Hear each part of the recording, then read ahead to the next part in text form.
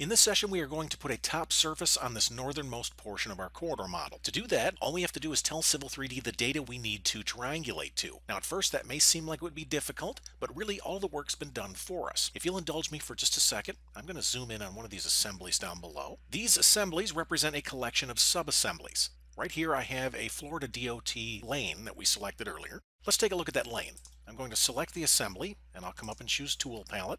I will then select the Lanes tab, and I'll right-click on the FDOT lane, and I'll choose Help. Then I'll drag down to the bottom of the documentation. Right here we can see that this lane is made up of several links, and each of these links is assigned a code. The top link contains the code top, pave, and slope label. This coding is synonymous with all of the subassembly parts. Let me close this. We'll pan this over. This assembly also uses a Type F curb and gutter. Let me jump to the curb and gutter tab. I'll right-click on Type F, and I'll choose Help. Let's drag this down to the bottom. Here we can see all of the top links include the top code. So to build a top surface, all I have to do is tell Civil 3D I want you to triangulate to every link that includes a top code. Before we leave, take a look at these points. Each of these points is also coded. We've got a point called back of curb, this one's called face of curb, and this one's called flow line gutter. These points are used to create the longitudinal lines in our corridor model. Let me close this and I'll press escape. Let's pan this back up. And I'm going to hover over this feature line. We can see this one's called back curb, this one's called face curb, and right here I have flow line gutter. Each time our assembly is inserted along the corridor model, Civil 3D creates these feature lines as a way of connecting those dots. Sometimes these feature lines will also need to be included in the surface model. Let's create a top surface for this corridor. I'll do that by selecting the corridor. I'll come up and choose Corridor Properties. I will then select the Surfaces tab. I'm going to click to create a new surface, and I'll call this SR7 North Top. For the surface style, I'm going to choose an existing one here. We'll choose Triangles 1 and 1 Existing Green. This one shows up well on screen, and I'll click OK. At this point, the surface has been created. All I have to do is add data to it. I'll do that using these menus up above. I'd like to add any links that include the top code. Let me click the Add button to add that data to the surface. I'd like to add those links as break lines. This will ensure my triangulation will not cross those links. For overhang correction, I'm going to select top links. This will ensure if I have any vertical faces in my surface that the triangulation will wrap around those properly. Let's do one more thing. I'm going to add a boundary. I'll do that by going to the Boundaries tab. I'll right-click on the surface that I just created, and I'll choose Corridor Extents as outer boundary. This will ensure that I'm not triangulating outside the boundary of my corridor model. When I'm finished, I'll choose OK.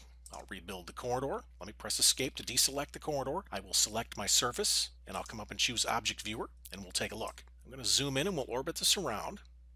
We can see that we have nice definition on the curb and gutter. If I zoom in a little closer, we can see the traffic separator looks good. My Type F curb and gutter looks good here. It looks like I've got an issue on this side. If I orbit this around, it looks like I have the same sawtooth issue over here. Let's zoom in a little closer. Here I appear to have an elevational issue. Now that we've identified some problems, let's make some corrections. I'm going to correct the sawtooths first. To do that, we'll add additional feature lines to the surface data. Let me close the object viewer. I'll press Escape. I'm going to zoom in and select the corridor. I'll choose Corridor Properties. We'll go to the Surfaces tab. We'll expand this and I'll select the surface. I'm going to come up and open the Data Types menu and I'll choose Feature Lines. I'd like to add the back of curb feature line. I'd like to add the face of curb feature line, and I'd like to add the flow line gutter feature line. These will now act as additional break lines in my surface model. Let's click OK. We'll rebuild the corridor. I will then select the surface. We'll go back to Object Viewer. We'll tip this up and zoom in and take a look. There we go. We can see the curb and gutter looks much better now. Let's pan this down a little further and I'll zoom in. Here I have an elevational issue. This is the transition from my Type F curb to the Type D curb. The problem I'm having here is the Type F curb includes a 2% downward gutter slope, whereas the Type D curb does not. We can see the lane travels upward, continues here at 2%. This is where dynamic model updates come in handy. What if I went to my assembly and just updated the cross-section of my curb? Based on our design and our lane slopes, we could probably get away with reverse pitch curb and gutter here. I'm going to close the object viewer and I'll press Escape. Let's pan down to the assembly, SR7 traffic median. I'll select both of my Type F curb and gutter. I'll open up the Properties palette and we'll drag this down. We'll change the adjacent lane slope from -2% to 2%. I'll press escape. You can see the slope now matches the lane. Note that when I made that change, my link to marked point and marked point jumped out of place. Let's fix these. I'll select the link. I'll choose move. We'll snap that back to the top back of curb. I'll select my marked point. I'll choose move, and we'll move this to the top back of curb. Let's pan this back up. I'll select the corridor and we'll choose rebuild, which updates the surface. I'll select the surface. We'll go to object viewer.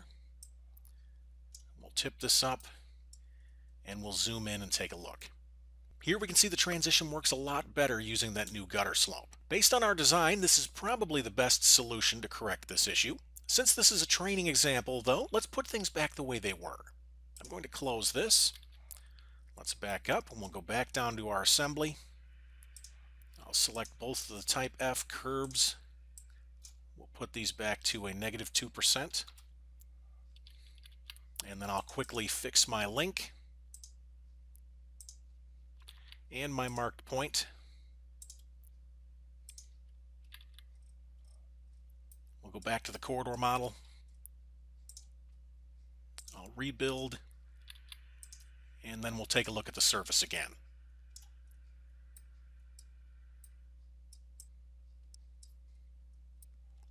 Now, what if this curb section represented our true design intent?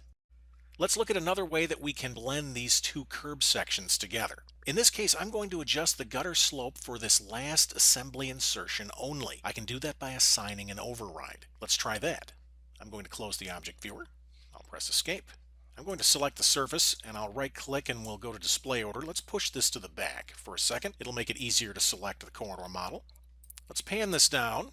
And I'm going to select the corridor from this assembly right here, just before the transition. I will then go to the section editor. Let's close the tool palette momentarily. Zoom in, and I am going to open this menu. I'll choose zoom to an offset and elevation just to lock that view on screen. Let's walk forward until we get to the traffic separator right there. Let's back up one station. So right here, this is the last assembly insertion containing the type F curb and gutter. Let's change the curb gutter slopes for this insertion only. I'm going to open the parameter editor. Let me collapse up some of this information. Here we can see the assembly insertion at this location. Here's the right side and the left side. Let me expand right, and I'll collapse some of these components. Right here we have the right curb and gutter on the inside. Let me expand that. Notice right here we can see the same settings that we have at the properties palette. This gives us granular control over each component at each assembly insertion. I'm going to make a change to the adjacent lane slope. Change this from -2% to 2. You can see that change on screen. Also notice we've added an override at this station. Let's collapse this, and I'm going to hold my control key and I'll drag this palette to the other side. Let's open up the left side. Here we have the left curb and gutter inside, and we'll change the adjacent lane slope to 2%. I'll close the palette. I'll press escape. Right here we can see that the surface is not yet caught up to the change in the corridor model. That's all right. I have a couple more changes. You can see, just like we saw in the assembly, the link and the marked point have shifted. To fix this, I'm going to hold my control key and I'll select the link. This gives me a series of grips. I'll select this grip on the left side, and I'm going to manually place this at the top bag of curb. Let me zoom out. I will control click on this again. I'll click the grip on the other side, and then I'll place this to the top back of curb on the right. No need to move the marked point. I am now manually controlling this link. I'll press escape when finished, and then I'm going to come up and click the update corridor button. This will rebuild the model and update any surfaces. Let's click close. I'll select the surface. We'll go to object viewer. I'll tip this up, and we'll zoom in and take a closer look. So in the event our design required that -2% gutter slope, I can maintain that all the way up to the end until I get to that last assembly insertion where I've reversed the slope direction. Now that I've made this change, let's assume this is our design intent. Next, we'll add some overrides to the other end of this median. I'll close the object viewer and I'll press escape. Let's pan this up, and I'm going to select the corridor from this assembly insertion. Now, notice I'm not able to make the selection at this point. Occasionally, this will happen when we jump out of the section editor. If this happens, we can always select the corridor from the Prospector tab. Let's pan this down. I'll go to the Corridors group. I'm going to right-click on SR7 North, and I'll choose Select. and then I'll go to the section editor. Since I did not select the corridor from an assembly insertion, I'm starting at the end of the alignment stationing. Let me open this menu and I'll choose Region Stations. That takes me to the first region station in the corridor. I will then open this middle menu, and the area in the median was in the 105 to 106 range. Let's jump to 105.25. I'll zoom in and I'll lock this view on screen. I will then step backward until we get to the traffic median. We'll zoom in a little closer and I'll lock the view. If I step forward, this is the very first assembly insertion containing the Type F curb and gutter. Let's add some overrides to the gutter slopes. I'll choose Parameter Editor, and we'll do the left side first this time. Right here we have left curb and gutter inside. I'm going to expand that. I'll change the adjacent lane slope to 2%. We'll drag the palette over to the other side. We'll take care of the right curb gutter inside. We'll change the adjacent lane slope. I'll close the palette when finished. I will control click on the link, and I will manually place that to the top back of curb. I'll control click on it again, and we'll move it to the top back of curb on the other side.